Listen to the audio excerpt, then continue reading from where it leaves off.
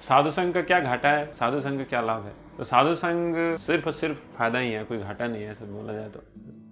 साधु संघ से बर्बाद आदमी आबाद हो जाता है, और साधु संघ नहीं करने से, साधु के विपरीत, साधु के प्रति ईर्ष्या, द्वेष या फिर साधु से पंगा लेने से आबाद आदमी बर्बाद हो जाता है। नहीं कि नहीं?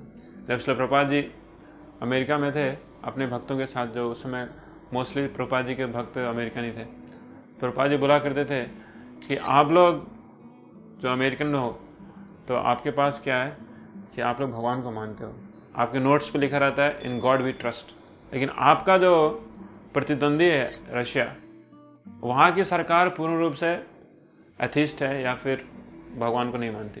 मैं निश्चित रूप से यह कह सकता हूँ कि अगर दोनों में अगर ये लड़ाई होती भी है तो आप लोग ही जीतोगे। और ये आपका कर्तव्य होना चाहिए कि भले ही वो भगवान को नहीं मानते, लेकिन उनके पास जाके आप लोग को भगवान के बारे में बताना चाहिए, उनको आस्तिक बनाना चाहिए। वहाँ पे लोग चाहते हैं कि भगवान की भक्ति करें, लेकिन अगर वो भगवान के भक्तों को, मतलब साधु संतों को अगर वो पीड़ा देते हैं, उनकी उत्पीड़न करते हैं, इसका जो डिमेरिट है भुगतना पड़ेगा। तो ये हम लोग देखते हैं। USSR 1967 में श्रील प्रभुपाद ने बताया था कि रशिया गवर्नमेंट एथिस्टिक है। अपने शिष्यों को बोला कि ब्रह्मानंद आप जाओ रशिया में प्रचार करो, जापान में प्रचार करने के लिए गुरु कृपा महाराज को बोला। इस प्रकार सबको प्रभुपाद जी बोल रहे थे कि आप जाओ बाहर में प्रचार करो। 1980s में हम लोग जानते हैं कि भक्तों के ऊपर कितना, ये जो आयरन कर्टेन के अंदर USSR KGB वालों ने कितना उत्पीड़न किया, और उसके कारण ही हम लोग देखते हैं कि USSR जो कि दुनिया का सबसे बड़ा यूनियन था, सोवियत सोशलिस्ट जो रिपब्लिक था, वो टुकड़ों टुकड़े में बट गया। लेकिन अभी भी देखते हैं अमेरिका अभी भी है, यूनाइटेड स्टेट्स उसको अभी भी बोलते हैं। तो ये हमेशा चला आ रहा है। कोई व्यक्ति हो सकता है कि भगवान को नहीं मानता है और अभी बहुत ही अच्छा जीवन जी रहा है।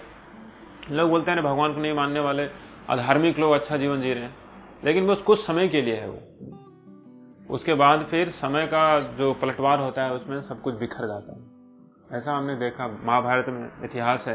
दुर्योधन का एक मंत्री जिसका नाम था पुरोचन, तो उसकी सहायता से दुर्योधन ने पांडवों के ऊपर इतना बड़ा कॉन्स्पिरेसी किया उनको मरवाने के लिए।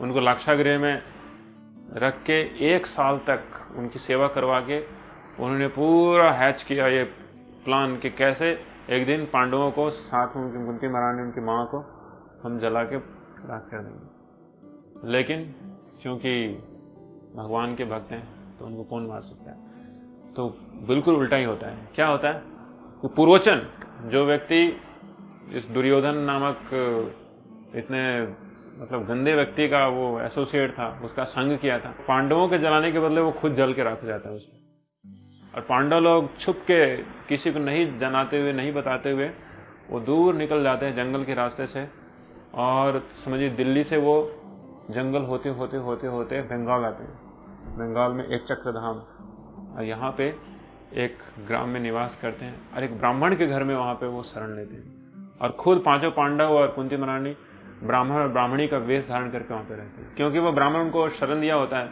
उस ब्राह्मण के घर में भी बर्बादी का मातम छाता है। एक दिन उस घर के सभी लोग रो रहे होते हैं और बोल रहे होते हैं कि कौन जाएगा वहाँ पे, मैं जाऊँगा, नहीं तुम जाओगे, नहीं मैं जाऊँगा।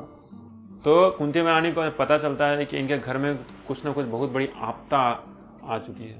तो कुंती महारानी पूछते हैं कि क्या समस्या है आपके घर में कि सब लोग आप लोग रो रहे हैं। तो बताती हैं कि साल में एक बार इस ग्राम में एक फैमिली का टर्म आता है, जिसमें उस फैमिली के एक पुरुष को या फिर महिला, जो भी नर को, जो भी मनुष्य को, एक बहुत बड़े राक्षस बाकासुर के लिए खाना एक जो ट्रॉली है या फिर बोले तो बैलगाड़ी पे लाद के उसको ले जाना पड़ता है। तो वो बाकासुर वो बैल भी खाएगा, वो आदमी जो लेके गया वो भी खाएगा, और उस बैलगाड़ी में जो कुछ भी सब कुछ खाएगा। इसलिए हम लोग अभी इस स्थिति में है कि कौन जाएगा। तो कुंती महारानी बोलते चिंता मत कीजिए, मेरे पास 5 पुत्र हैं, उसमें से एक पुत्र जाएगा। तो वो चिंतित हो जाते हैं कि नहीं आप तो हमारे गेस्ट हैं, कैसे हम गेस्ट को ऐसे ही विपद स्थिति में डाल सकते हैं हम अपने लिए, बिल्कुल नहीं। तो चिंता मत करो, मेरा जो बेटा है ना भीम, ऑर्डिनरी नहीं है, वो संभाल लेगा, वो बांकासुर को ही मार के आएगा। तो भीम को ऑर्डर दे देते हैं। भीम गया नहीं होता है उस दिन भिक्षा मांगने के लिए। सबका टर्म आता है कि आज भीम जाएगा, आज भीम रहेगा घर पे, तो कल युधिष्ठिर आएंगे, क्योंकि कुंती महारानी अकेली है ना, उनका भी टेक केयर करना है। तो सब लोग भिक्षाटन में होते हैं, भीम रहता है घर पे, भीम को भेज देते हैं कुंती महारानी। उसके कारण क्या होता है, भीम को उस दिन पूरा भर के छक्के खाने को ही मिलता है, और उसके बाद फिर थोड़ा मसल का थोड़ा एक्सरसाइज होता है। बहुत दिन से लड़ाई किया नहीं होता है भीम, तो उसको बीच में थोड़ा सा चाहिए होता है थोड़ा एक्सरसाइज। तो बांकासुर को थोड़ा पिटाई वटाई करने का, मारने के बाद उसको थोड़ा खून में सहूलियत आती है। उसके बाद फिर वो आ जाता है बांकासुर। उसके बाद जब पता चलता है तो पूरे गांव में खुशी की लहर फैल जाती है, और जो गांव बर्बाद हो रहा होता है, और जो परिवार जिसमें बर्बादी का मातम छाया होता है, क्योंकि उस परिवार ने पांडवों को, भगवान के भक्तों को शरण दिया, सेवा किया, उसी कारण देखिए जहाँ पे बर्बादी होने वाली थी वहाँ पे आबादी हुई।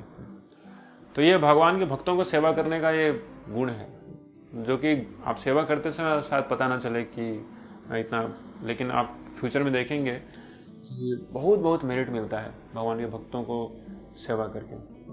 और जब भगवान के भक्तों को सेवा नहीं करते हैं तो भले ही आबाद हो रहे होते हैं, बर्बाद हो जाते हैं, पूर्वचन और दुर्योधन जैसे।